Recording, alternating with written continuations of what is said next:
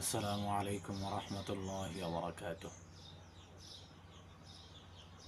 আজ আমি আপনাদের কাছে হযরত আদম আলাইহিস সালামের 5টি শ্রেষ্ঠত্বের বিষয়ে আলোচনা করব ইনশাআল্লাহ। হযরত আদম আলাইহিস সালামের 5টি শ্রেষ্ঠত্ব হলো এই। 1 নম্বর, আল্লাহ তাআলা হযরত আদম আলাইহিস সালামকে নিজ কুদরতি হাতে সৃষ্টি করেছেন। 2 নম্বর শ্রেষ্ঠত্ব হলো আল্লাহ তাআলা নিজে তার মধ্যে রূহ ফুঁকে দিয়েছেন। 3 নম্বর শ্রেষ্ঠত্ব হলো আল্লাহ তাআলা তাকে সকল বস্তুর নাম শিক্ষা দিয়েছেন। সুবহানাল্লাহ।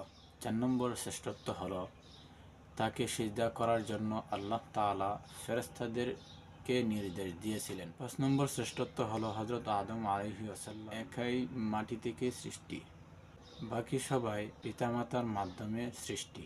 ইবলিসের অভিশপ্ত হওয়ার কারণ ছিল তার কিয়াস করার মাধ্যমে। সে আল্লাহ তাআলার বিরুদ্ধে চুক্তি পোষণ করল। সে বলেছিল, আমি আদমের চাইতে অতি উত্তম, কেননা আপনি আমাকে আগুন থেকে সৃষ্টি করেছেন এবং আদমকে সৃষ্টি করেছেন মাটি থেকে। এই জন্য মুহাম্মদ বিন সিরিন বলেন, দুনিয়ার মধ্যে সর্বপ্রথম কিয়াস করেছিল ইবলিস। যে কথাগুলো বললাম সে কথাগুলো মনোযোগ সহকারে শোনার এবং তদনুযায়ী আমল করার আপনাকে আমাকে তৌফিক দান করুন। আমিন।